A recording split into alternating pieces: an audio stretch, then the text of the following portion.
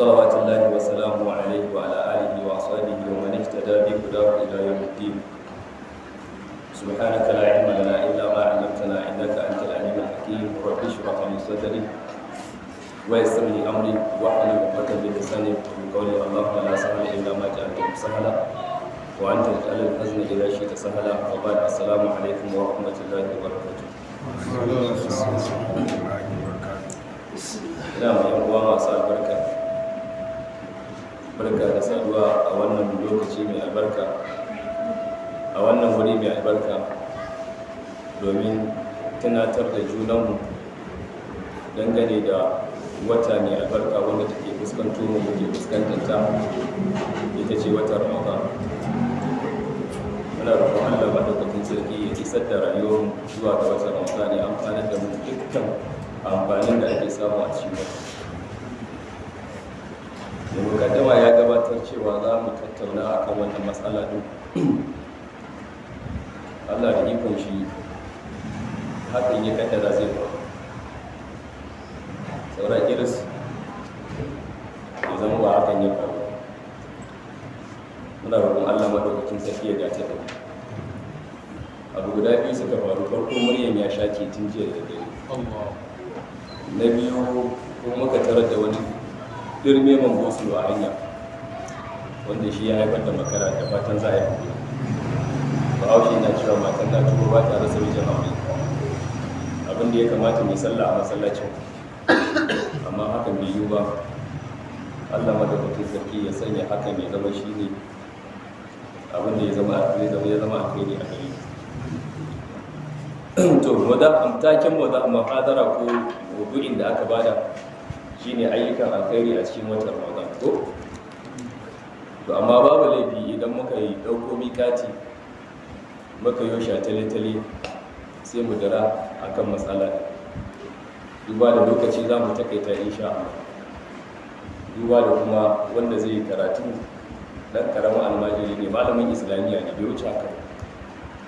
Mai karanta da yara alifin bawa ya kanta ke, amma dai haka nan za mu dagara saboda biyayya ga malamanmu. Allah madaukakin sarki ya sa mu dace. Na tsara mukadarar ko tattaunawan gaba ɗaya bayan ɗaya har guda 9 inda so samu, kuma da bukatu mu da kowane gaba, saboda a tsakanin kowane gaba da gaba sarkan. To amma za mu shafa kansu a gurguje saboda mu kammala abin da ya kamata mu kammala a cikin lokacin da ya kamata. Allah madaukakin sarki ko ka roƙo yi mana abu. Gaba ta farko bayan mukaddima shine ma'anar shi azumin watan Ramadan, wanda kamar yadda kowa ya sani tunda tunatarwa ne za mu ƙara tunatar da junanmu ne akai.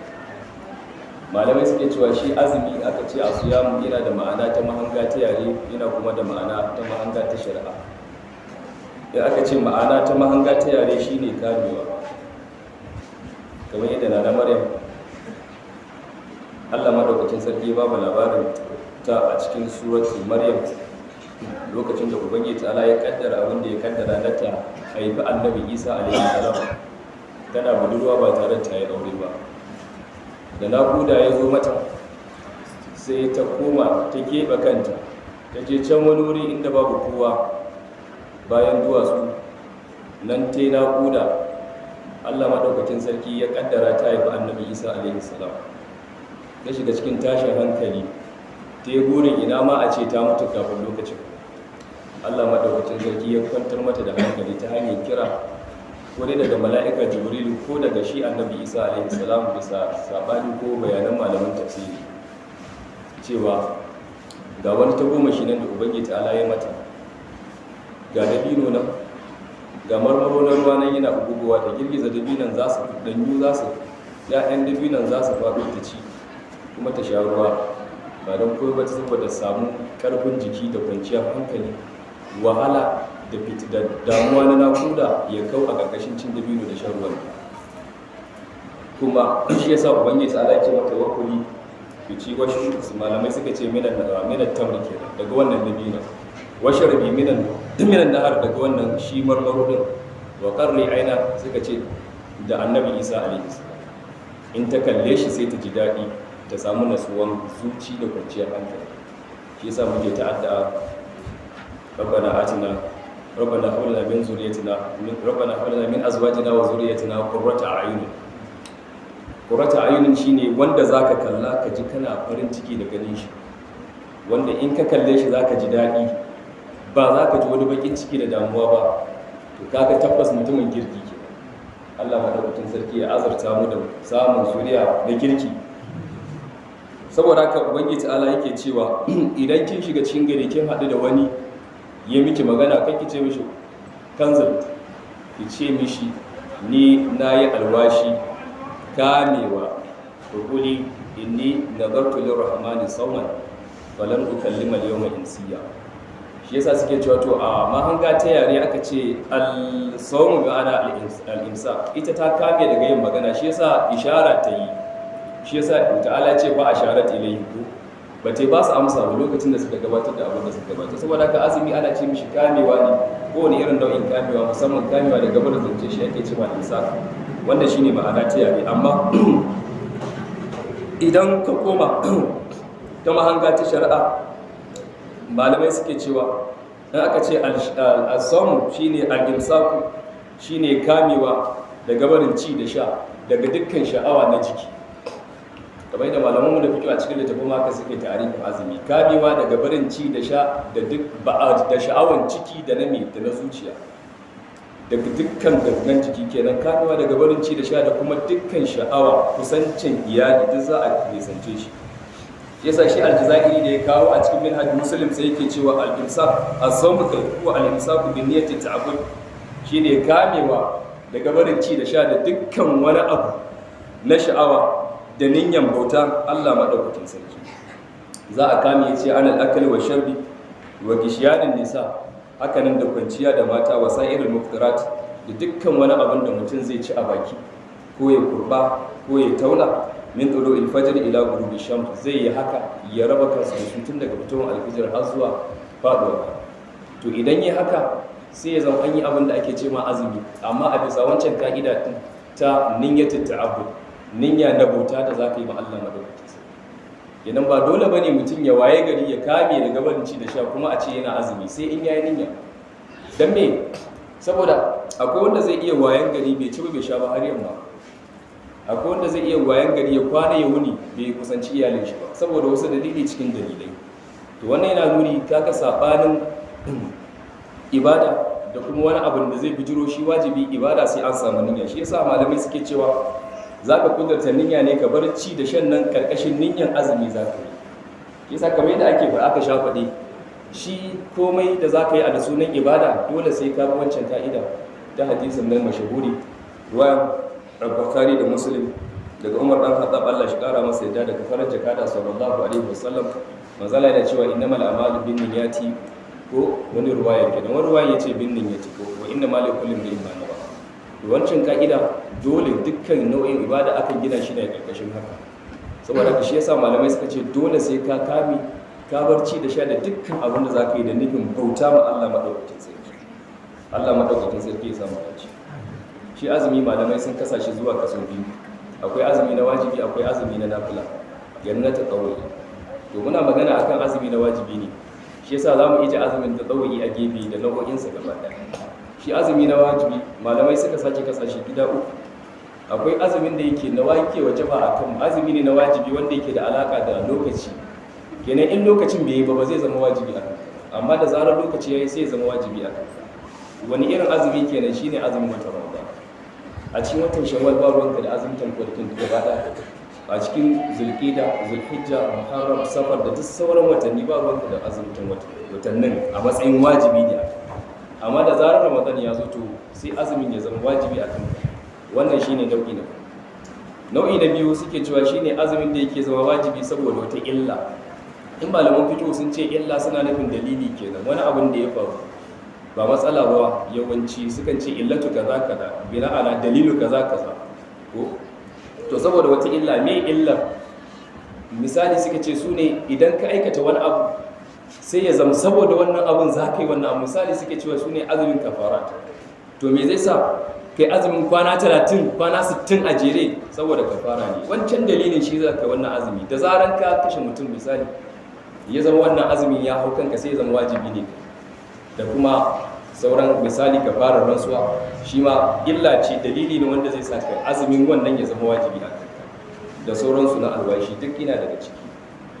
Wa'annan su ne nau'i na uku daga cin azumi wanda yake na wajibi, shi wanda yake azumi wanda suke wajibai su ne wanda suke faruwa ko suke tabbata ta hanyar ɗora ma kai wajabta ma kai ne da kanka ka wajabta ma kanka ta hanyar annazar ta hanyar alwashi kenan. Shi yasa malamai suke cewa annazar shine al-ijab, ka wajabta ma kanka wani abin da ba wajibi ne a kanka. Alƙawari tsakanin da ubangiji zan yi kaza duk wata ko duk sati zan yi azumin kwana 3, to duk sati wajibi ka sauke wannan nauyin. Duk wata zan yi azumin sati dai wajibi ne duk sati wata ka sauke wannan nauyin, wanda an baka yi ba ana bin gaba shi, in ka mutu masu yan biya. Allah madaukakin sarki ya samu dace. To su ne wa'annan nau'in azumzuma wanda suke zama wajibai akan bawa. Wa'annan su ne nau'i guda 3. Akwai bukatar mu kiyaye akan irin wa'annan, tare cewa shi annazar din cin azumin da ake gashin albashi ya danganta ko ya zama mu'allaq ko ghayr mu'allaq. Nazarin mu'allaq na azumin da zaka in ka alakanta shi da wani bukata ta ka, idan ubangiji ta Allah ya ka, ya Allah matata tana da ciki, saboda kai kana tsananin son ɗa namiji misali, ko kana tsananin son ɗa mace, sai kai ma Allah alwashi, Allah ina roƙo hankar maɗi ya mace zan yi azumin kwana 3. To tana haihuwa aka ce mai taifa aka ce mace, to azumin kwana 3 ya kama. In ko bai ta haihu ya uku ba ta haifu kai na mace ba, namiji ta haifa, to ba ka ba azumi, ka ga mu'allaq kenan, ka ratiya shi da wani abu. Wannan buƙatar na biya sai kai, amma wanda yake zairu mu'allaq ba ka ratiya shi da kai ba, kawai ka sha albashi kai sai ya haka nan. To wannan shine kaso na azumi wanda suka zo wajibai. Allah madaukakin sarki ya samu dace. To shi azumi yana zama wajibi akan mutum. Wani irin azumi za mu dauka? Sai mu dauki azumin watan Ramadan mu ije azumin da yake zama wajibi akan mutum ta hanyar dalili, wasu dalilai, da kuma azumin da ke zama wajibi akan mutum ta hanyar wajabta ma kansa. Sai mu dauka mu dauki nau'in shi azumin watan Ramadan. Allah madaukakin sarki ya farlanta shi akan al'umman Annabi Muhammad sallallahu alaihi wa sallam, kamar yadda ubangiji ta'ala ya farlanta akan sauran al'umma wanda suka gabaci wannan al'umma na Annabi sallallahu alaihi wa sallam. Shi yasa muka duba shari'o'i da suka zo a wasu da annabawa da suka gabata suka zo da shi, zaka ga abinda kai shari'o'in mu suka zo da shi, wanda manzo Allah ya zo da shi, zaka ga akwai shi a sauran shari'o'i. Musamman azumi kusan akwai shi a dukkan sauran shari'o'i, musamman wanda muke kusa da su kai sai kiristoci wanda suke tafiya akan abin da suke da'awa addinin masihiyya, zaka su ma suna azumi. Wani lokaci akan samu clash, akan samu hadaka ta hanyar mu ma muna azumin mu, su ma suna yin azumin su. Sallah addinin su ya zo da shi, sai dai ba sa yi ne. Kuma addinin mu ya zo da shi, mu muna yi, tare cewa mu din ba akwai wanda ba sa yi. Allah madaukakin sarki ya shirye da kuwa. Dan za a kira sallah ka fito ka zo ka wuce mutum akan titi kai sallah ka koma ka ganshi na. To kaga sun yi kama da wadancan. Allah ya tsare. To saboda haka akwai ibadu da suka yi da muke da su, suna da su, sai da su sun watsar, kamar yadda masu kace a cikin al'umma annabi suka watsar da nasu. Ubangiji ta'ala yana faɗa a cikin suratul Baqara, ya ayyuhal ladina amanu, ya ku wadanda suka yi imani, kutiba alaykumus siyam, an wajabta azumi akan ku. Kutiba ma'ana urida, an wajabta, an farlanta, ya zama wajibi ne tilas akan ku, kama kutiba alal ladina min qablikum, kamar yadda ubangiji ta'ala ya wajabta akan wadanda suka zo gabanin ku na daga al'ummomi. Sai ta'ala ya ce la'allakum tattaqun. Allah madaukakin sarki ya muku haka ne ko kwa ji tsoron Allah madaukakin sarki. Shi yasa duk wanda bai jin tsoron Allah ba zai azumi ba, saboda muhimmanci na azumi ne ma ubangiji ta'ala ya sanya ta tsakanin imani da takawa.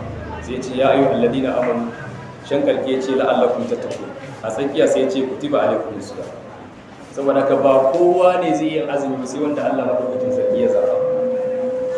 Shi yasa sai kaga akwai mutane da yawa wanda ba sa tsoron Allah, zaka ga a cikin watan Ramadan suna cin abinci da ranar kirikiri, suna shan abin sha da ranar kirikiri. Wasu za su bar gari ne su je wani wuri, su je hotel ko su je gidajen sai da abinci a waje su je su ci abinci, wanda ni na ga irin su da yawan su. Wasu kuma a gidajen su ne za su zo su dafa su buya daki su ci. Haka yana faruwa. Saboda ka kaga ba sa tsoron Allah, ba su tsoron Allah shi yasa zai zama ba za su yi imani ba za su iya yin wannan azumi ba. Shi yasa duk wanda ga gana yin azumi to insha Allah yana da alama cewa shi mai tsoron Allah ne. Shi yasa Ramadan makaranta ce mai zaman kanta, wanda ana sa ran idan mutum ya keta Ramadan ba Ramadan ta keta shi ba to zai fita da sakamako na takawa ne. Manufar ke duk wanda ya keta Ramadan tun daga farko har ƙarke ba Ramadan ta keta shi ba, sakamakon da ake sa rai fita da shi shine fita da sakamako na takawa, wanda aljanna su fitun ubangiji ta'ala ya tattale ta ne ga wanda suke almuttaquna din. Ko wurare mabambanta ubangiji ta'ala ya faɗa a cikin alkur'ani mai girma cewa ya tattale aljanna ne don su masu tsoron Allah madaukakin sarki wanda suke na almuttaquna. Allah madaukakin sarki ya samu a ciki. Allah madaukakin sarki ya farlanta azumin watan Ramadan ne kamar yadda yazo malamai suke faɗa a cikin tarihin farlantuwan azumin watan Ramadan a ranar Litinin cikin watan Sha'ban shekara ta biyu bayan hijiran Annabi sallallahu alaihi wa sallam daga Makka zuwa Madina. Kenan sai mu ce yau da farlanta azumin shekara nawa sai kai kirga. Hijiran Annabi sallallahu alaihi wa sallam shekara 1440 da biyu, yau shekarar farlanta azumi 1440 daidai ke. Allah madaukakin sarki ya samu dace. To azumin watan Ramadan bayan farlanta shi to tana wajaba da wasu ka'idoji da wasu sharuɗoɗi. Game da muka ce daga cikin nauyin azumi wajibai akwai wanda suke da alaka da lokaci wanda Ramadan ita ke da wannan sifa din. To azumin Ramadan tana wajaba ce akan mukallaf ta hanyar ganin jinjirin watan Ramadan. Idan aka ga jinjirin watan Ramadan ko ta hanyar tabbatar da cewa watan Ramadan ya shiga, shi kuma ana tabbatar da shigar watan Ramadan ne ta hanyoyi guda biyu kacal, ba na uku. Hanya ta farko shine ganin jinjirin watan Ramadan din, ko a ganshi ranar 29 ga wata. To in aka ganshi ranar 29 ga wata aka ga jinjirin watan Ramadan ko yale aka ga jinjirin Ramadan, to sai ya zama wannan shine dalilin da zai sa to azumin a lokacin ya zama ya wajaba a kanka. Shi yasa ubangiji ta'ala har yanzu a cikin suratul baqara yake cewa fa man shahida minkum ash-shahra falyasum. Duk wanda ya shaida ganin wata daga cikin ku yace an labarin cewa an ga wata, sarkin musulmi ya sanar, yace ya azumce shi. Kaga kenan azumin na zama wajibi a kanka idan an ga watan Ramadan ya shiga ta ɗaya daga cikin wannan hanyoyi. Na farko shine ganin jinjirin watan Shawwal, kamar yadda Annabi sallallahu alaihi wa sallam a cikin hadisin da Imam Bukhari da Muslim suka rawaito daga babban sahabin Annabi sallallahu alaihi wa sallam Abdullahi dan Umar, Allah shi kara masa yadda. Manzo Allah yake cewa idza ra'aytumuhu fasumu, idan kun ganshi shi jinjirin watan Shawwal ku dauki azumi. Wa idza ra'a Ramadan kai ku dauki azumi. Wa idza ra'aytumuhu, idan kun ganshi shi jinjirin watan Shawwal ku aji azumi. Wannan shine ka'idar da ake tafiya a kai. Wannan kenan. Da sharadi na biyu, cikan kwanakin Sha'aban 30. Idan kwanakin watan Sha'aban ya cika 30 to shikenan, kamar da nasar hadisi Annabi yake cewa fa in gum alaikum faqdiru lakum. Idan ranar 29 ga wata yayi an samu hazo a gari, to shikenan wannan kar ya sa ku samu damuwa ku shiga cikin firgici da razani ba abin da ya sha muku kai, ko kun ganshi ko ku ganshi ba ranar ba matsala bane. Kawai abin da za ku yi sai ku cika kwanakin watan Sha'ban guda nawa? Guda 30. Faqdiru din akmilu kenan bisa tafsirin wasu malamai, tare cewa akwai wanda suke tunanin cewa shi faqdiru din ragewa ne a nakasa kwanakin watan Sha'aban ya zama 29 kawai a dauki wata azumi gobe. Wannan malamai sun kada mai kararrawa, wannan fahimtar sun ije shi a gefe, saboda ka ba yanda za a kai azumin kai azumi 20-30 ga wata ka dauki azumi baicin baka ga wata a 29 ga wata. Malamai sun ce ba zai yi, dole ba a yin azumin ranar da ake shakka a kai shi. To in ka dauki azumi tare cewa baka ga wata ba a ranar kana tsammanin kila an gani, to kaga ai kana shakka ne wanda yake babu tabbaci akan ganin watan. Allah madaukakin sarki ya samu dace. Kuma shi akwai fadakarwa a nan da muke so mu yi ma junanmu. Shi jinjirin watan nan ana ganin shi ne, ana tabbatar da ganin jinjirin wata ne ta hanyar gani ba da ido, ba ta hanyar kalanda ba. Wacce shine ka'ida, shine asali. Wannan kalanda sun yi ijtihadi ne iya abin da za su iya ta hanyar hisabi ko suka tsara suke ce tsammanin rana kaza zai mu ɗaya ga wata abinda suka yi mana kyau. Saboda ka shi yasa idan aka zo magana akan watan Ramadan to ka tattar kalanda ka ije shi a gefe, ka koma ka saurari mecece zahiri ke bayani, abinda zahiri ya tabbatar da shi za ka yi aiki. An gane da kyau. Hadisin annabi sallallahu alaihi wasallam yake cewa mu al'umma ne wanda yake ummi ya ba ma yin misali to saboda kai yake cewa asharu haka da wa haka. Malamai suka ce haka da wa haka za yana nufin 29 ne ko kwana 30.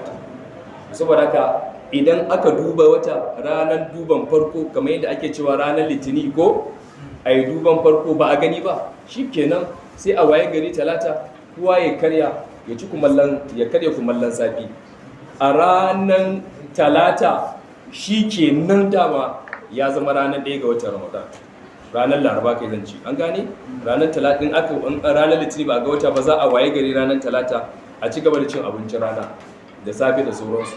Ranar laraba kai tsaye kawai ranar 1 ga watan Ramadan ne. Allah maɗaukakin sarki ya ja kwanunmu ya tsara mu da alkhairan da ke ciki. Akwai dambarwa da ake tafiya irin wa'annan. Shi Ubangiji ta'ala ya sanya wasu ibadu su zama ibadu ne wanda suke dunkulallu, kenan al'umma ne gaba ɗaya suke yi, individual baya yin shi. Ba individual a ce kowa ya nashi daban, a'a ana bukatar ne a yi a dunkule. Shi yasa aka sallada mu shugabanni iko da wuka da nama a hannunsu su ba da sanarwar ganin jinjirin wata ko cikan kwanakin watan Sha'aban 30 a ɗauki azumi Ramadan ranar 1 ga wata. Wannan shine ka'ida, shine abin da ke kanmu. Ba a ce kowa ya yi gaban kansa ba, sai dai malamai suke cewa wanda ya ga watan shi kadai, misali aka ki karban watan shi, misali kai kana kauyen ko ka ga wata kai kadai, to ya za ka yi? To wannan kaga kai ta shafa, ba za ta shafa sauran al'umma ba. Saboda maganganu guda uku malamai suka yi. Magana na farko suke cewa zai dauki azumi shi a karan kansa. Wallahi na ga wata, ce kai ne zaka ce zaka ga watan a ki karban watan, to kai a karan kanka suka ce sai ka dauki azumi. Ka dauki azumin ka kawo bakin kuma kai shigo. Suke cewa annahu yasumu wa yafṭiru sirran, zaka dauki azumin ka, zaka yi azumi a asarce. Me yasa suka ce da Allah ya khaliful jama'a, saboda kanka da ka saba ma jama'a a lokacin da duk duniya duk garinku duk angonku suke azumi, kai kuma a lokacin ba shi kake ba. A lokacin da angonku suke cin abinci don ba a karɓi ganin watan ga, ko su ba su ga watan ba, ko ba a tabbatar da ganin watan ba, kai kuma ka zo kana azumin 1 ga wata, ka saba musu. Suka ce ka yi abinka a sarce. Wannan shine ra'ayin wasu malamai wanda suke da wannan fahimta. Saboda kamar misali zance ne na Imam Shafi'i da wani daga cikin zance ne Imam Ahmad bin Hanbal, wanda kuma shine aqida ko masaban yan zahiriya, musamman su Ibn Hazm, saboda faɗin shi ta'ala fa man shahida minkum shahra falyasum. Suka ce wannan aya ta cikin suratul baqara yana cewa duk wanda ya ga wata daga yake da ganin wata a cikin to ya azumce shi, saboda haka kai in ka gani sai ya zama lazimi ne akan ka. Shi yasa rubun da aka shiga a last year na cewa wasu wurare an ga wata kaza, kawai shi kenan sai aka ɗauki gari kwam, kowa sai ya zo ya ci abinci shi. Kaga sai aka samu sabani, wa'annan suna kaza, wa'annan suna kaza. Sai ka dogara wai saboda ai malam wane ya ce shi an ba da labari kaza an ga wata, to shi malam wannan ba shi ya ga watan ba, shi ma labari ya ji. To duk wanda ya ba da labari, ba labari na wanda ya ga wata ne zai sa ka dauki azumi ba ko ka iji azumi ba, sai idan shugabanci ya ce ka iji ko ka dauko. Wannan shine ka'ida. Shi yasa aka shiga cikin rubu. To matsalar wanda ya ga watan shine matsalar ke kan shi ta daya. Allah madaukakin sarki ya samu dace. Su shugabanni ko sun dace ko ba su dace ba, kai ma matsalan ka bane. Kai dai biyayya aka ce kai musu. In ma suna da matsala, nauyi na kansu ne zai kare. Amma aka bar mu, to shikenan kowa sai ya diba da ka. Saboda haka sai mu rinka tafiya a hargitsa kenan. Allah ya sauke. Matsala ta biyu ko zance na biyu da malamai suke akan wanda ya ga wata shi kadai, suka ce wato zai dauki azumi a lokacin da ya gani, amma ba zai ije ba azumi ba sai tare da mutane. Wannan shine masaban Abu Hanifa da wani zance da Imam Malik, da kuma zance ne shahararre kamar yadda malamai suka ce an samu daga Imam Ahmad bin Hanbal, Imam Ahlus Sunna wal Jama'a. Akwai tayi kaji malami guda ɗaya yana da zantuttuka guda biyu, ba komai yasa ba saboda a lokacin da yayi wancan fatawa dalilan da ke gaban shi ya dauka ya fatawa da shi. To ɗaliban da suka zo suka karɓi wannan fatawan sun tafi. A lokacin da ya ci gaba da karatu sai ya samu wata fahimta sabanin na farko, su ba ruwansu da cewa din yanzu na ce kaza ya saba ma abin da na faɗa sati da ya wuce, girma na ya faɗa ba, za su zo su faɗa amana ce. To saboda haka wannan sai ya fita da fatawa daban, wancan kuma suna da wata fatawa daban, sai kaga an haɗa a can an haɗa da can sai ga an sha bamba. Wannan shine dalilan da yake haifar da haka. To kun ga dai shi ya shafa dai, shi ya shafa, wanda ya ga a watan shi kadai shi ya shafa, mun bai shafe mu ba. Zance na uku, malamai suke cewa la ya amal bi ru'yatihi, ba zai aiki da ganinsa ba. Saboda haka me yake kanshi sai ce fa yasumu, suka ce fa yasumu ma'anna, sai azumi tare da mutane, kuma ya ji azumi tare da mutane. Me yasa? Saboda zancen manzon Allah sallallahu alaihi wasallam yace saumukum yawma tasumu, azumin ku shine ranar da dukkanin ku kuke yin azumi. Saboda haka an ce azumi ne ibada ce dunkulalliya, haka iji azumin ma haka, layyanmu ma haka duk annabi ya ce ibada ce dunkulalliya. Saboda haka dole sai mun yi haƙuri, mun bi ka'ida da tsarin da musulunci amana ya aje mana, kamar da wannan ruwaya ce ta Abi Dauda daga annabi sallallahu alaihi wa sallam.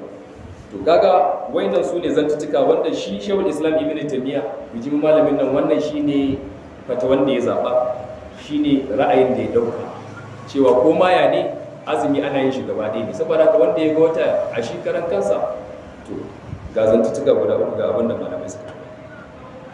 Har yanzu akwai wata matsala din wanda shi ma malamai sun tattauna, sun yi magana mai faɗi. Akwai shekarun shi ma da aka samu idi kala biyu, wannan sun idin su daban, wannan sun yi saboda mai sabanin ganin wata da aka samu. To shi abin da malamai suke faɗe cewa idan an ga wata a gari guda, shin ya lazumci sauran duniya gaba ɗaya su yi, ikhtilafi ne na malamai. Zantutuka uku su ma malamai suka yi, suke cewa in an ga wata a gari guda to ya lazumci dukkan sauran garuruwa na duniya, ba za a yi itibari da ikhtilafil maqali ba kwata-kwata. Wannan shine ra'ayin Abu Hanifa da wasu daga cikin malaman Malikiya da wasu daga cikin malaman Shafi'iyya, wanda kuma zance ne mashahuri daga Imam Ahmad bin Hanbal ko daga ra'ayin Hanabila. Me yasa suka ce khitab zancen da yake cikin fadin shi sallallahu alaihi wasallam, idan ra'aytumuhu fasumu, suka ce amni li kulli muslimina. Wannan shine ra'ayinsu. Wasu malamai suka ce a'a, abinda zai faru shine li kulli baladin talib wilayatul wahida ru'yatihim, dukkan wata kasa da take karkashin shugabanci da dauranci guda ɗaya za ta dogaro da ganin ta ne kadai. Saboda hadisin Quraysh, hadisi ne shahararre gurin malamai. Lokacin da ya je Sham, sun ga wata ranar Juma'a tare da su Muawiya, da ya dauki azumi a can a Sham, ya gangaro hanya zuwa Madina, ya zo ya tarar da Abdullahi dan Abbas.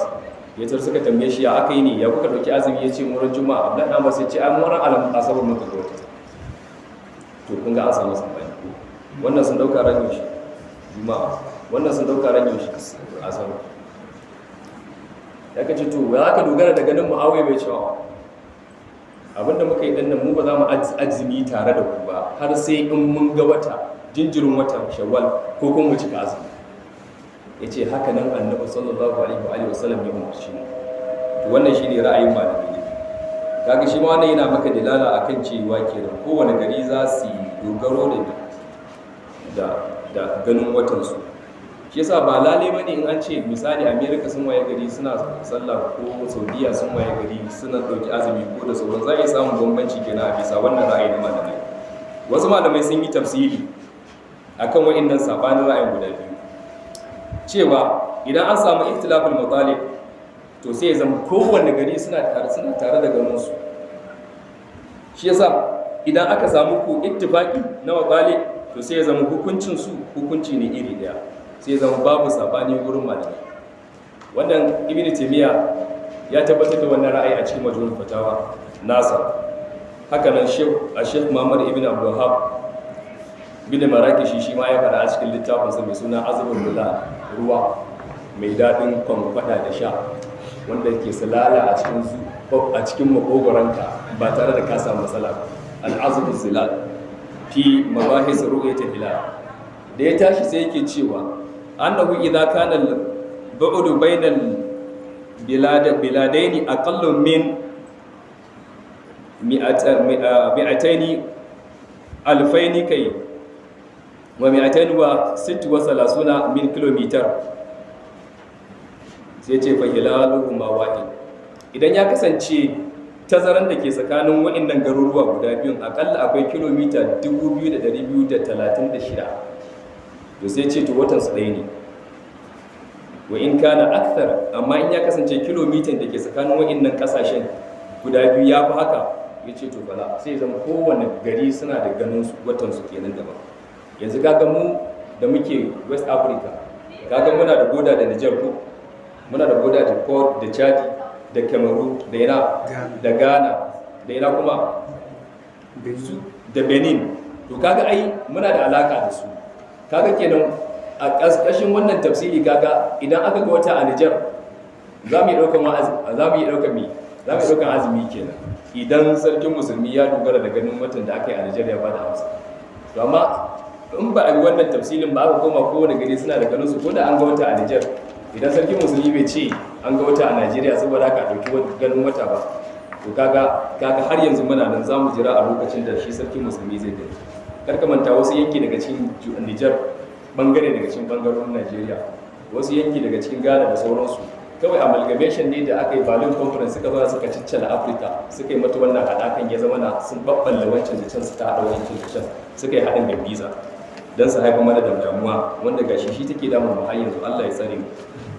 Saboda haka wannan shine a takaice to abinda malamai suka faɗa dangane da waɗannan abubuwa.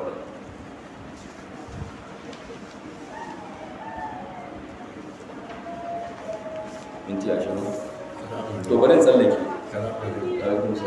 daga tsara kamar wanda inda ka rike min tambayar in mun kuma sai ya yi tambayar ya mu na yi tsammanin to bari mu je kai tsaye zuwa ga shi ayyukan alkhairi a cikin Ramadan din. Da farko ya kamata mu san cewa azumin watan Ramadan ibada ce wata ta mai girma wadda ake neman kusanci zuwa ga Allah madaukakin sarki da ita.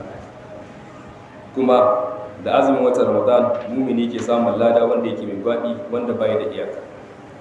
Kuma Ubangiji ta'ala ya kaddara azumin watan Ramadan ta zama sababi wadda mutum ke samun gafaran zunubin shi da ya gabata. Kuma da Ramadan bawa yake samun a nesanta fuskan shi daga wuta, daga shiga wuta. Kuma da shi din bawa yake samun cancanta da dacewa da shiga gidan aljanna ta kofa wadda take bantacciya gare shi kadai. Kuma da azumi ne bawa yake samun farin ciki da saduwa da ubangijinsa a lokacin da yake saduwa da shi. Ubangiji Allah yana faɗa a cikin hadisin kudusi kamar yadda Imam Bukhari da Muslim suka rawaito daga Abi Hurairah daga Annabi sallallahu alaihi wa sallam, manzo Allah yana cewa Ubangiji Allah yana faɗi cewa kullu amru li ibn adam lahu. Manzo yake ce dukkan aikin dan adam nasa ne, sai ce illa siyam, sai azumi kadai. Fa innahu li, Allah yake cewa lalle azumi na wani. Sai Ubangiji sai ya mallaka maka shi. Malamai suka ce saboda wasu dalilai. Dukkan wani aiki da bawa zai aikata Allah madaukakin sarki ya riga ya ambata mishi ladan. In kai sallah a cikin jami'i kana da lada guda 27 ko 25 bisa sabanin ruwaya. In kai kaza kana lada kaza, in kai kaza kana lada kaza. Ta yi in ka zo kai wannan aikin riya tana shigowa ciki, duk sauran ibada riya tana shigowa ciki. Ta yi saboda wani maslaha ka ce ka zo kana yin aiki. Amma wannan azumi babu wanda zai gane kana azumi hakika ne sai Allah. Saboda za ka yi zuwa ka ci abinci, ka zo ka sa hannunka ka dan murza idan ka ja, ka ya masa fuska ka fito ka ce kai yau azumin nan, amma ka ci abinci a daki ka koshi. Wasu malamai suka ce dalilin da yasa ubangiji ta alama ce al-azzamu ni, saboda a duk cikin duniyar shirka ba a yi wani abun bauta da shirka, ba a yi wani abun bauta wanda ba Allah ba, shirka da ibada azumi. Shi yasa ta Allah ya ce as-sawmu ni, ya ce azumi na wani, saboda me? Saboda bawa yana yin azumin ne don Allah ba don wani ba. Ce as-sawmu li, ko yana yi ne saboda neman yarda ta, ko kuma saboda girma da matsayi da darajar azumi ta Allah sai ya karba ya ce na shi. Tun da haka ne to ba ana ajizibi, ni zai yi sakamako ne. To dukkan abin da ubangiji ta Allah ce na shi ne shi zai yi sakamakon, bai gaya maka sakamakon ba. Kai ka san abin sai dai wanda ya gani. Allah madaukakin sarki ya samu dace. Wannan nuna maka falalan azumi. Kenan in aka ce aikin alkhairi a cikin watan Ramadan, shi kanshi azumin aikin alkhairi. Dan ba kowa yake yi ba. Akwai wanda wallahi ba sa yi, ba za su yi ba. wasu za su tafi hutu sun gudu azumi ne, wasu kuma suna garin ba za su yi azumi ba, za su shiga ɗaki su ci abinci su koshi. To shi karan kanshi shi azumtan wata Ramadan din shi karan kanshi ake alkhairi ne. Duk wanda Allah ya haramta mishi wannan karkashin sakaci din ya haramta ma kanshi, to an haramta mishi alkhairai masu yawa. Shi yasa malamai suke cewa azumi ta auni ibadu kusan kashi 80 cikin 100, ita kadai duk ta hada ta tattara. Duk wani nau'in ibada to za ka samu azumi ta kwashi wani kaso daga ciki. Suke cewa ibadan da za ka yi Allah ya baka lada mara iyaka shi ne haƙuri ko inda ma yi wa fa sabiru na ajiyar da gari sab. To azumi ba haƙuri a ciki, ba haƙuri in ba ka haƙuri ba ka yi azumi ka daure mai yunwa kishin ruwa kuma baka sani ba abinci ya fi ƙanshi a lokacin da ake azumi, ka fi jin marmarin shi da jin daɗin ƙanshin a lokacin da ake azumi. In aka dindima ma yara ka shigo sai ka ji kamar a ce ba da yanzu ka ci da kafa, sai ka ji wani irin aroma ɗin ƙanshin da za ka rinka ji, za ka ji na musamman. Amma kana ji kana gani za ka mutu saboda me, saboda ka hakurtan makanta da wani, saboda ka azumi na da falala mai yawan gaske. Shi yasa manzon Allah ci wannan hannasar hadisi da Imam Bukhari har yanzu ya rawaito daga Abi Hurairah, Allah shi kara masa, da Imam Bukhari Muslim daga Abi Hurairah daga manzon Allah sallallahu alaihi wasallam yake cewa bawa ba zai taba yin azumin wata yini ciki saboda Allah ba, bace Allah madaukakin sarki ya nesanta fuskan shi da wuta a tsawon tafiyar shekara 70. Azumi yini da don Allah ya karbi azumin ka na 30 na Ramadan kwana 30 shekara nawa? Ka samu calculator 70 so 30 70 so 10 70 so 10 700 so 2,100 azumin shekara. Allah ya samu dace. Haka nan manzon Allah tsira da amincin Allah su tabbata a gare shi na cewa man sama Ramadan imanin waqti saban gufira lahu ma taqaddama min dhanbi. Shi kanshi azumin watan Ramadan din ka azumce shi kana mai imani. Malamai suka ce imanin abinda ta'ala yake nufi kamar yadda bakwadi yake faɗe cewa kana mai imani da cewa ibadan, ya fasara yake cewa kana ci mai imani da cewa shi ibadan na azumin Allah ne ya farlanta maka shi, ka yadda cewa wannan ibada ce da ta'ala ya sanya maka kai. Waqti sabon kuma za ka yi kana mai neman lada ta goma shi daga wurin Allah madaukakin sarki, da haka sai a gafarta maka abin da ya gabata na daga zulbanka. Allah madaukakin sarki ya samu dace.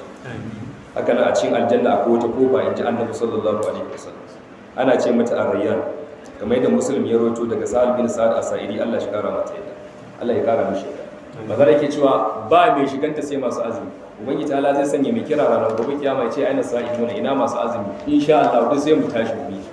Mazala ce sai mu shiga ciki, ana shiga sai a sa faruwa da ke ba wanda ya sai shiga kofar in banda masu azumi. Yanzu duk wani ibada da za ka yi, wannan kofar tema ibadan naka girma, tema ibadan naka yawa, an rufe ta sai dai ka shiga ta wani kofar amma banda wani. Allah madaukakin sarki ya samu dace. Wannan yana nuna mana falala da manya-manyan garabasa da ake samu a cikin watan Ramadan. Daga cikin ayyuka na alkhairi da ake so a cikin watan Ramadan shine tilawa al-Qur'ani.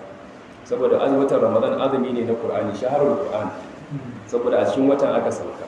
Ko shahrul Ramadan alladhi unzila fihi al-Qur'an hudan lin-nasi wa bayyinatin min al-huda wal-furqan. Ko ubangiji ta'ala yace shahrul Ramadan alladhi unzila fihi al-Qur'an. Watan Ramadan shine wanda aka saukar da al-Qur'ani a cikin sa. Shi yasa ta'ala ce inna anzalnahu fi lailatin bi, lalle mun saukar da shi a cikin dare mai albarka. Wani dare ne mai albarka? Lailatul Qadr. Ko wanda a wannan yini aka saukar da shi, a wannan dare kai aka saukar da shi daga saman duniya zuwa Baitul Izz. Ko daga nan aka dinga cira tuwa Annabi sallallahu alaihi wasallam ana mai wahayinsa. To shi a cikin wannan dare ta Lailatul Qadr aka saukar da Alqur'ani mai girma. Malamai sun fata fasara ma'anar Lailatul Qadr ma'anoni daya bayan ɗaya guda uku. Na farko suka ce dare wanda take kuntatacciya. Me yasa ta zama mai kunci? Saboda yawan saukan mala'iku a doron ƙasa, ba inda za ka sa kafa a wannan daren mala'iku sukan yi sauka a doron ƙasa, duniya sai ta kunci. Shi yasa ake ce mata lailatul qadr. Shi yasa ta ce tanazzalul mala'ikatu fiha bi idnin rabbihim.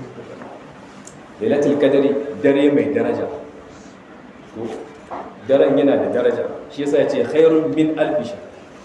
Ibadan a cikin daren Allah ya karba ya fi ka yi ibada a cikin dararen da ba ita ba guda ɗaya bayan ɗaya watanni guda shekara 33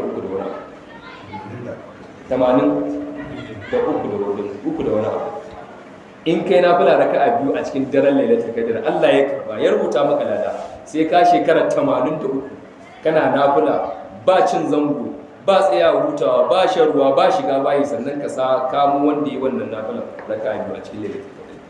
Shi yasa ake ce mata lailatul qadr, dare wadda take mai albarka saboda ninnin lada da ubangiji ta Allah ke yi na ayyuka. Shi yasa yace khairun min alfi shahr. Wasu kace lailatul qadr dare wanda ake kaddara dukkan abin da zai faru a shekara. Alqadar ana magana akan kaddara ce ta ubangiji, alqada alkauni. A lokacin ubangiji yake baje da wannan daren ta Allah yake baje da dukkan abin da zai faru a duniya. Shi yasa ake ce mata lailatul qadr. Wannan shine maganganun da aka fara. Sai abu mafi muhimmanci shine mun san daren na da albarka, daren na da daraja, wanda in mutum yi addu'a yi ibada a ciki aka nannin kaladan sai kayi shekara 80 da wani abu kafin ka samu. Ibn Hajar al-Asqalani a cikin Fathul Bari ya faɗi maganganu ɗaya bayan ɗaya guda 44 dangane da wani dare ne da lailatul qadr. Ya kawo shi ya dauki dogon lokaci bayani dalla amma dai abinda malamai suka rajahantar shine ana samun shi ne a goma karki. Kuma ran da 27 ga wata ijtihadi ne da Imam Ahmad bin Hanbal karkashin abin da ya karanta na hadisi. In ka kalli wasu hadisan sai ka ga to akwai yiwuwar kenan daren za su cancanta. Saboda ka in ka dogara da daren 27 ga wata to gaskiya akwai shekaru da yawa da za ka rasa lailatul qadr. Tabbas ijtihadi ne. Saboda ka idan kana so ka taka tsauri to kai raye daren goma nan duka. In ka raye goma duka to insha Allah ka sa kanka cikin wanda suka dace da lailatul qadr. Ka roki Allah ya karba. Amma an kai tsinta ka ce kai sai ranar 20 daren 27 zaka tashi ka raya to akwai matsala. Za ka yi bisin dinta. Allah maɗaukacin sarki ya samu dace. Saboda haka watan Ramadan wata ne na alƙur'ani, ana so a yawaita karanta alƙur'ani saboda mai saboda koyi da farin jakada sallallahu alaihi wasallam. Manzo Allah ya kasance yana yawaita tilawan alƙur'ani a cikin watan Ramadan. Jibril alaihi salam takanas yake saukowa tun daga sama ya zo ya zauna da Annabi sallallahu alaihi wasallam su yi mudarasan alƙur'ani a cikin Ramadan. Hadisi ne tabbatacce a cikin Bukhari. Allah madaukakin sarki ya samu dace. Shi yasa an ka koma ka kalli kissan Imam Shafi da malamai suke badawa cewa shi kan sauki alqur'ani a wata Ramadan su 60. Haka suke cewa. To suke cewa yawan karatun ake bukata ba sabanin wancan nasu in ka kalla sai kama akwai tukka da warwara a ciki cewa wanda ya karanta alqur'ani ya so ya hada bai sauki alqur'ani kasa da kwana 3 ba zai fahimci komai ba. To wannan tilawar ake so, yawaita karanta ake so, ladan ya yawa ana so a yawaita tilawar. Shi da suke ce yi kan karanta a kusan haka. To in ya karanta a cikin haka to ana nuna maka dai yana ba da mahimmanci na karke wurin karatun alkurani. Abinda duka haddace shi karanta shi a wurin ka mai sauki ne. An gane to mu ko ba za mu yi nan ba, ina kyauta zancen cewa komin sakacin mutum in yi sakaci minimum ya sauki alkur'ani su a watan Ramadan. Dalili in kai sallar azhur tsakanin azhur zuwa al'asar in ka wajabta ma kanka kallon ta ma kanka zaka zauna awa biyu insha Allah. Tahajjudin da muke awa nan muke biyu kusan akan yi izifi nawa 6 yawanci. To in kai 6 so 10 nawa 60 fara 10 tsakiya haka 10 karke haka. Kaga cikin sauki za ka sauke ƙur'ani su uku. Amma babban matsalarmu shi ne rashin fulani. Ramadan da makaranta ne. A matsayinka kai ma ɗalibi da za ka yi karatu, za ka shiga makaranta dole kana da fulani a hannunka. Zan yi karatu a makaranta kaza me nake so in fita da shi. To zan shiga Ramadan me nake so in fita da shi. Yanzu da Allah mun yi wani rubutu, mun yi wani tsari cewa 1 ga watan Ramadan zan yi kaza, zan yi kaza, zan yi kaza. 2 ga watan Ramadan lokaci kaza zan yi kaza, da rana zan yi kaza, da safe zan yi kaza, da dare zan yi kaza. Mun yi timetable mun manna.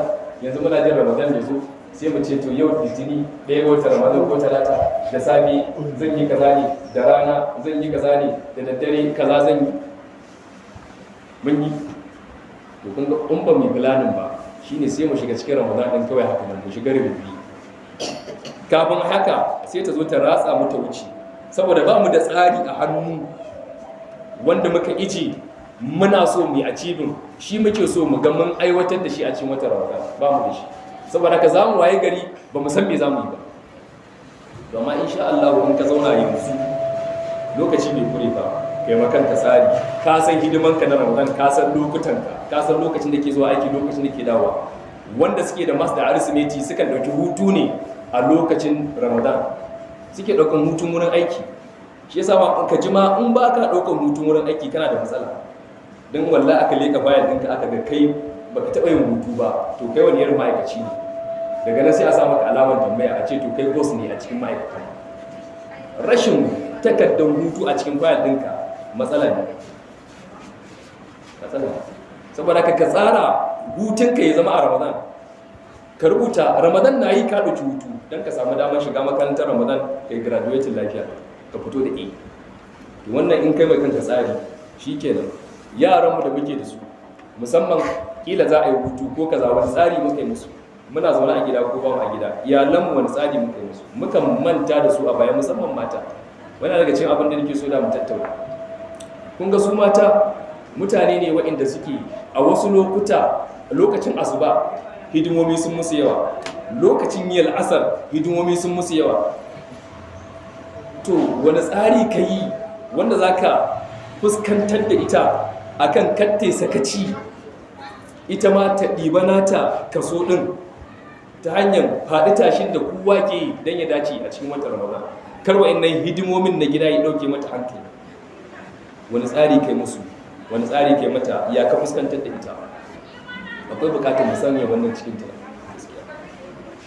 in Allah ya baka dama ka yi cefananka da wuri su zo su yi aikinsu da wuri kar a zo ana shan ruwa su suna tuyan kosai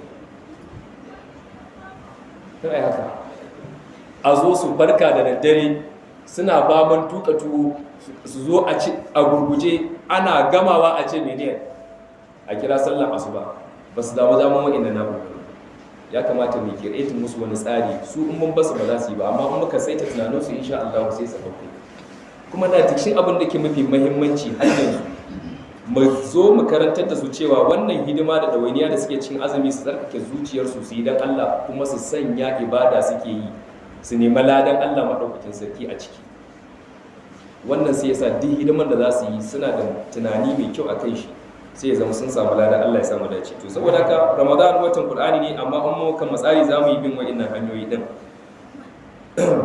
shi yasa Annabi sallallahu alaihi wasallam yake cewa azumi da tsayuwa kenan na fulfuli suna ceto ranar gobe kiyama ina ka ce alkiyama nan yana nufin alqur'ani saboda idan ka zo kana tsayuwan dare kiyamar laili ko tarawih ko tahajjudi ko wani irin kira suna ka bashi ko asham to ai qur'ani zaka karanta idan ka bada lokacin ka karanta alqur'ani a duniya sai alqur'ani yazo ya cece ka ranar gobe kiyama idan kai hakuri kai azumi a duniya sai azumi yazo gaban ubangiji su biyu sai su ce ya rasu ya ubangiji sai zo su nemi ceton ka a gurin ubangiji ranar gobe kiyama azumi ya ce rabbi mana'atu ta'am ya ce ya ubangiji na hana shi abincin shi wa sharaba da abin shan shabin nahar a dare a lokacin yini wai ya ƙulul ƙur'ani shi kuma alƙur'anin da ka dinga karantawa shi ma sai ya zo ya ce mana tahun nauma billahi ubangiji na hana shi bacci da daddare saboda ka ya ubangiji ka ba mu cetonsa ruwa ya ce ta imamu ahmad imamu da sa'i saboda ka karayyar da kake karanta alƙur'ani shi ma zai zo shi ma ya maka rana a gaban ubangiji ranar gobe kiyama a lokacin da kowa ke tunanin nafsi Allah ya samu dace sannan akwai bukatun yawaita sadaka don aka ce sadaka nan ya dauki dukkan nau'in ciyarwa akwai bukatun yin haka manzo Allah cikin nasan hadisi yake cewa man fattara sa'iman duk wanda ya ciyar da mai azumi falahu ajruhu min ghairi an yanqusa min ajri sa'imi shay duk wanda ya ciyar da mai azumi to yana da ladan wannan mai azumi ba tare da an rage ma shi mai azumin wani abu daga cikin ladan shi ba magana a yi maka kwange saboda haka feel free idan aka baka abinci ka ci ya samu lada shi ya samu gabata su Abdullahi bin Mubarak suna da abin koyi mai kyau wanda shine har mutanen Saudiya yanzu har suka ɗausano suka tafi a kai su ne mutanen da za su sai dabino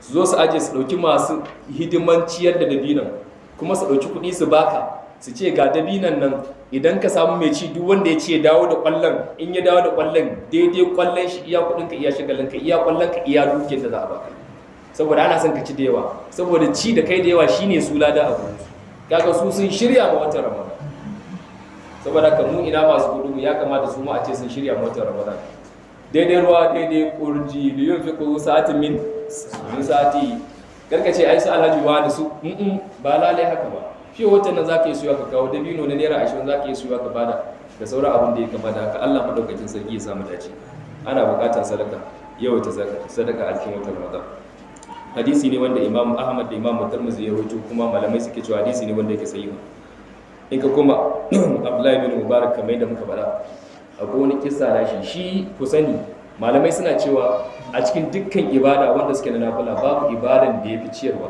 lada babu infaki babu dukkan wani ibada wanda ba wajibi ba wanda ya kai ciyarwa lada wata rana da shi da baransa sun kama hanya za su je aikin hajji na sunna mustahabi suka ɗauki dirhami 1000 a matsayin guzirin da zai kai su da suna cikin tafiya suka je wani wuri suka sauka sai bawan nasa ya sauka ya kama masa abin hawansa don shi ma ya samu ya sauka sai ya kaba hannunsa sai ya zaburi dokin sai ya fita da gudu shi ya ga abin da ya gani ashe wata yarinya ya hango ta zo juji ta ɗauki mushi sai ya buge hannun yaron ya fita da gudu ya je sha gabanta ya ce ke ya duka mana tsawa baki san cin mushi haramun ba ne ta ce kai baka san cin mushi ya halasta yin akwai dalili ba kaga yar islamiyya ne sai ce to bari ga maka an mutu an banni da yara kanana marayu ne mu da kake ganin nan mu maraidiya ne ba mu da abin da za mu ci dole mu zo mu ɗauki mushen da mu ci idan mun samu abincin da za mu ci sai mu yarda shi kuma ka zo mu je gidan mu ya ce mu je gidan naku ya ta sa ta to da kanas suka je gidan ya shiga ya ga halin da gidan ke ciki sai ya ce to ke ije mushen nan kar a ci ki jira ni in dawo ya dawo ya ce kai zo mun samu abin da ya fi abin da za mu je mu yi falala da lada mun samu aikin da ya fi aikin da za mu je mu yi muhimmanci a wurin ya ce zo ka kirga mana guzurinmu dirhami nawa muka ɗauko ya ce dubu ya ce nawa muka kashe ya ce mun kashe dirhami 150 saura nawa 850 ya ce to dirhami nawa zai kai mu gida ya ce dirhami 150 ya ce to wara dirhami 150 saura dirhami nawa ya ce 700 ya tattara ya ce ke ungu ku je ku ci ke da iyalanki ya ce mu juya mu koma gida suka juya suka dawo gida shi yasa Allah ji kan Dr. Ahmad Gumi ba din ya rasu ba akwai shekaran da ya dinga korafi ya dinga fada akan yawan zuwa umra da mutane sun bar mutane da yunwa sun bar makotansu da yunwa amma sai yawan zuwa umra wannan ciyar da dukiyar musamman a cikin watan Ramadan wallahi ya musu je su wannan umra amma ba su gani ba akwai fikul aula wani daga cikin taɗe kafa da shedan ke mutane wasu lokuta ya hana ka kai abin da yafi ya sa kai abin da yake bai fi ba Allah madaukakin sarki ya samu dace haka nan akwai bukatar in ka kuma ka kalli suratul balad ai wancan mutumin kaman zargin sa ake yi ba ma kama ba zargi ake wanda yake cewa yaqulu ahlaktu malan dubada mutum zai zo yana cewa ai kai mun kashe dukiya wuri kaza mun yi bidili mun yi kaza mun yi kaza ubangi ta'ala yi wasu bayanai wanda yake nuni akan bai da hankali da ya gama sai ya ce to falakta hamal akaba in har sai ya ce da dukiyarsa me yasa bai bi wannan hanyar ba ya ce da dukiya me yasa bai kutsa ma akaba ba wata sarkakiya ce kamar wanda ke sai ka yi iya bakin kokarin ka kasa kamar a ce an zo an sa maka wani shinge an hada maka wata itatuwa a ce nan za ka bi sai ka zo ka kutsa da karfi ka buda da karfin siya ka shiga to shi ibadan dukiya da wata karwa da Allah ce balakta hamal akaba ya ce ma adraka mal akaba sai ya fasara ya ce fakku rakaba yanzu ba muna nan bane yanzu ba bayi ai ko da yake an ce akwai a Nijar ko aw it'amu fi yawmin zi masgaba ga Allah ba yini kenan ba yini kenan aw it'amu fi yawmin zi masgaba yanzu akwai wanda da suna cin abinci wallahi wani bai san gobe mai zai ci. Me yasa? Saboda kila yayi plan din shi yana tunanin Ramadan zai zo in ya samu albashin shi na March zai sai buhun shinkafa rabi zai sai kaza to sai wagare an ba shi takarda an ce ta ba wanka kaga ya dawo baya yanzu wannan daga ina zai fara saboda Allah Allah madaukakin sarki ya sauke Allah madaukakin sarki ya ba mu ikon ciyarwa sannan akwai cin abincin sahur ya hakuri in kai wannan shi cin abincin sahur yana daga cikin aiki mai kyau wanda ba kowa yake lura da shi ba a cikin watan Ramadan dukkan abin da Annabi sallallahu alaihi wasallam ya ce ku yi to zaka samu aiki ne wanda yake mai kyau aiki ne na alkhairi a cikin watan Ramadan yana da matukar muhimmanci mu fahimci haka tunda Annabi sallallahu alaihi wasallam yake cewa tasahharu ku ci abincin sahur ku yi sahur kai fa inna fis sahuri domin a cikin abincin sahur din in ka fasara in ka samu sinin wasali sama yace barakatun akwai albarka kasratul khair wa ziyad ko kuma fa inna fis suhuri akal din fi'il din kenan a cikin cin abincin sahur akwai albarka malamai suka ce albarka duniya da lafiya wallahi zaka samu